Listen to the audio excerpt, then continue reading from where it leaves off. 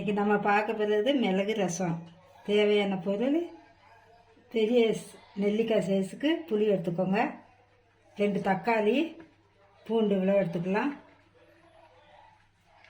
கொத்தமல்லி எல்லாம். நம்ம இனி அரைச்சிக்கலாம். பூண்டு,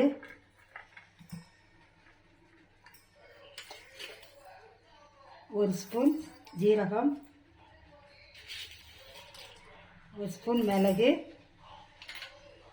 அதோடு கூட கொஞ்சம் கொத்தமல்லியும் போட்டு அரைங்க, ரசத்துக்கு நல்லாயிருக்கும். மிளகு சீரகம் எல்லாம் நுணுக்கி வச்சிட்டோம். அதுக்கப்புறம் இந்த ஒரு தக்காளியை எடுத்து நம்ம நல்லா கரைச்சிக்கலாம். புளி தண்ணியே கரைச்சி வச்சுக்கோம். தக்காளியை நல்லா இது கரைச்சி வச்சுக்கலாம்.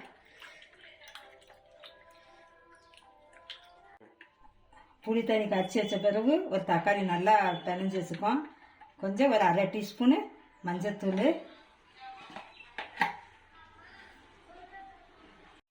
ஒரு தக்காளி நம்ம கரைச்சிட்டோம். ஒரு தக்காளி நம்ம மிக்சியில் கொஞ்சம் அரைச்சி போட்டுடலாம்.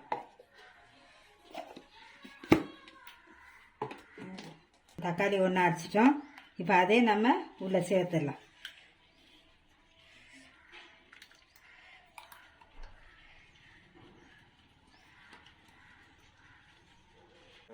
கொஞ்சம் கொத்தமல்லியை நம்ம போட்டுடலாம், நல்லா பிணைஞ்சி விட்டுடலாம்.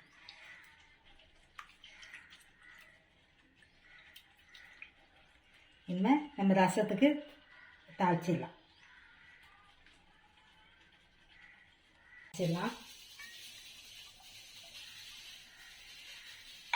எண்ணெய் ஊற்றியாச்சு, கடுகு போட்டாச்சு, கொஞ்சம் வெந்தயம்,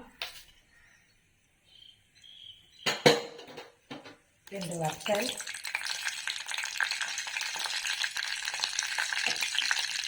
நம்ம நுணுக்கி வச்சுக்கொள்ள மிளகு, சீரகம், மிளகு எல்லாம் அது போட்டுடலாம். கருவேப்பிலை,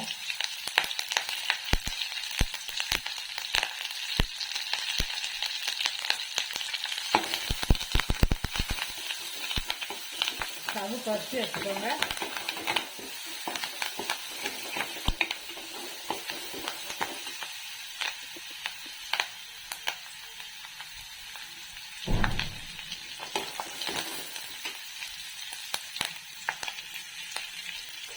கொஞ்சம் பெருங்காய்த்தூள்,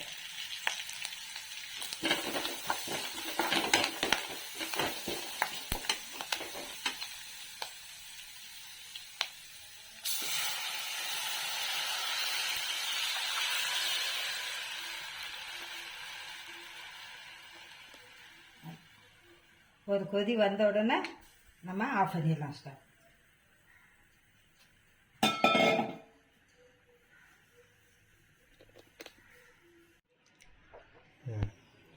லைட்டாக கொதி வந்துட்டு ஸ்டவ்வை ஆஃப் பண்ணிடுங்க. ஆஃப் பண்ணிவிட்டு அப்போ நம்ம எடுத்து வேறு பவுலில் மாற்றிக்கிடலாம். மாற்றிட்டு உப்பு போட்டுருங்க.